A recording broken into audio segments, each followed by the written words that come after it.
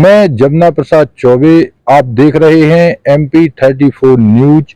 दमोह और मध्य प्रदेश की खबर देखने के लिए हमारे चैनल को लाइक करें, सब्सक्राइब करें, बेल आइकॉन जरूर दबाएं। आगे देखिए खबर।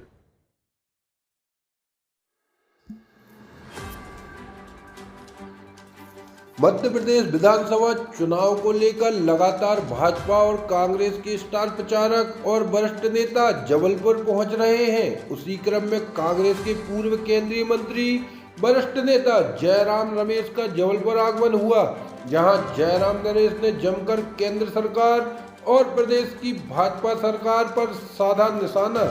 वहीं जयराम रमेश ने कहा कि केंद्र सरकार केंद्रीय एजेंसियों ईडी और सीबीआई का गलत तरीके से इस्तेमाल कर रही है, जहां चुन चुनकर कांग्रेस और अन्य पार्टियों के नेताओं के ऊपर कार्रवाई केंद्र सरकार के द्वारा कराई जा रही है, जो कि गलत है।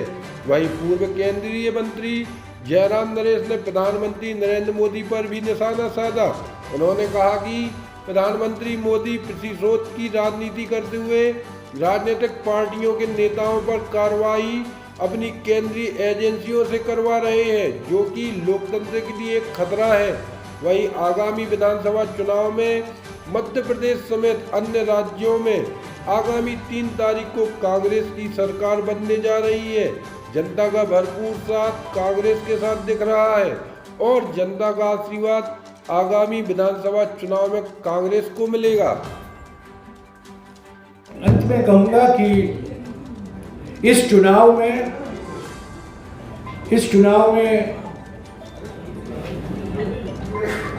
हम बीजेपी से लड़ रहे हैं, पर बीजेपी मुद्दाहीन है।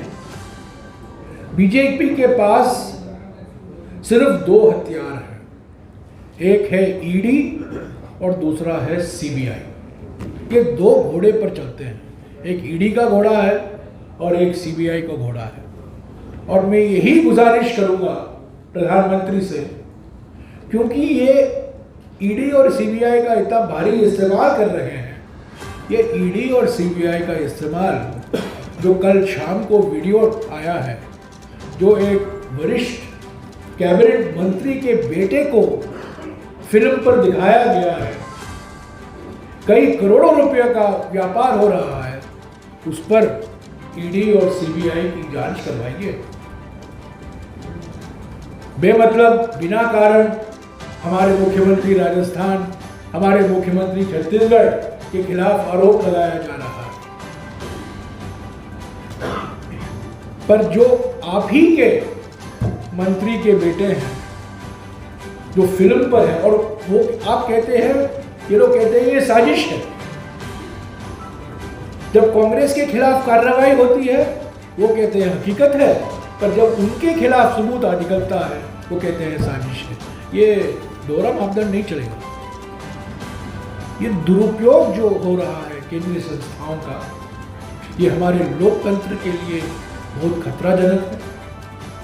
हमारे प्रधानमंत्री प्रतिशोध की राजनीति में विश्वास रखते हैं, पर 3 दिसंबर को जब नतीजे आएंगे, आप देखेंगे छत्तीसगढ़ की जनता, मध्य प्रदेश की जनता, राजस्थान की जनता, तेलंगाना की जनता, मिजोरम की जनता इस बीजेपी पार्टी को सही जवाब देगी।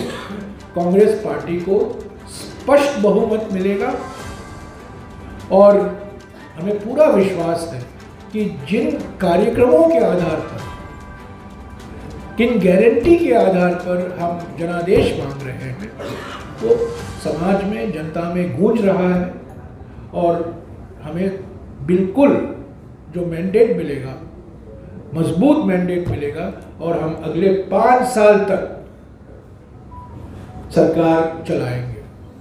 जिनको जो सांप हमारे पार्टी के अंदर थे वो निकल गए हैं, कुछ सांप कौवे भी बन गए हैं, उसको छोड़िए अभी, पर हमारी जो सरकार है, हमें जो जनादेश मिलेगा वो 5 साल तक मजबूत रहेगा।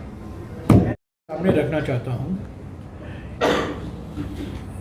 ये विधानसभा के चुनाव है, ये कोई राष्ट्रीय मुद्दे इसमें है नहीं, ये स्थानीय मुद्दे हैं, राज्य से संबंधित मुद्दे हैं, महाकौशल से संबंधित मुद्दे हैं।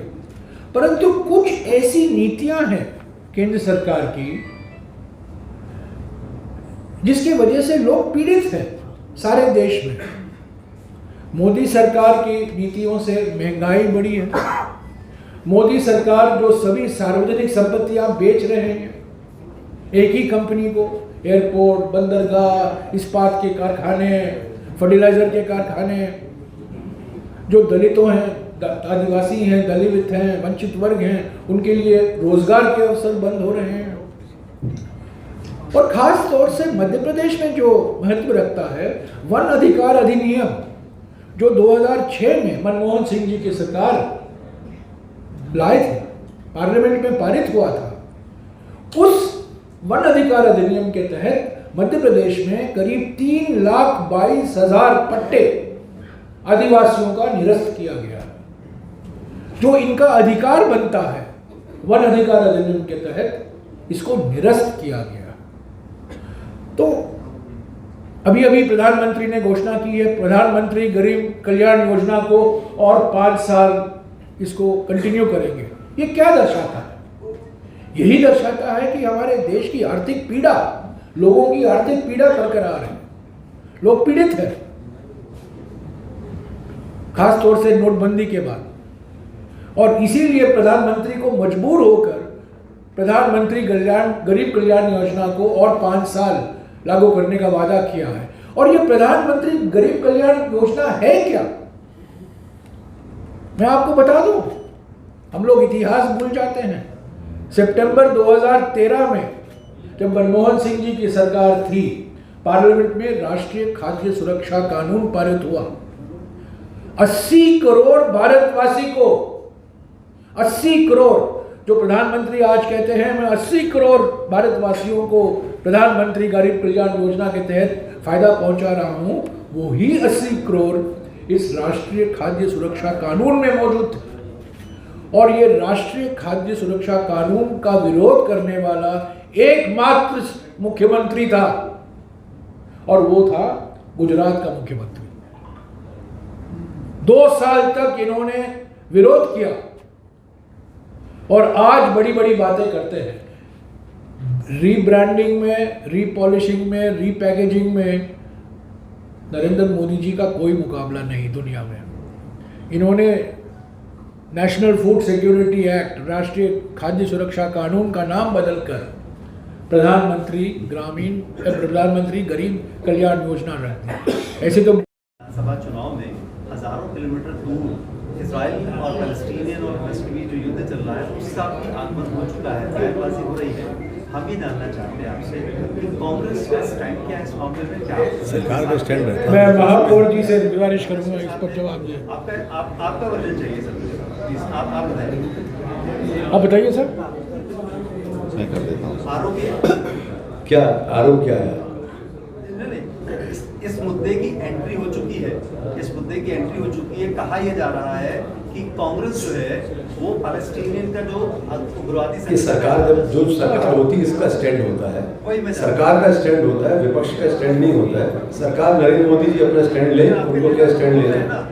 सोनिया जी ने एक आर्टिकल लिखा है पिछले कुछ दिनों में, राहुल जी ने इस पर एक बयान दिया है, प्रियंका जी ने इस पर कुछ कहा है। जो आप, ये कोई प्राइवेट बात नहीं है, उन्होंने पब्लिकली भी कहा है। मैंने 8 तारीख को जो कुछ कहना था कह दिया पार्टी की ओर से।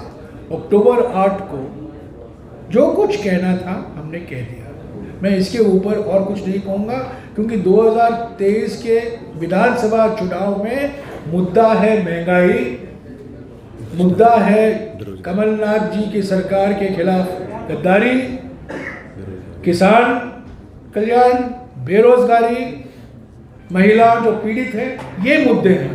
ये बार बार जो प्रयास किया जाता है कि इन मुद्दों से ध्यान हटाकर और कोई मुद्दे लेकर, मैं इसमें नहीं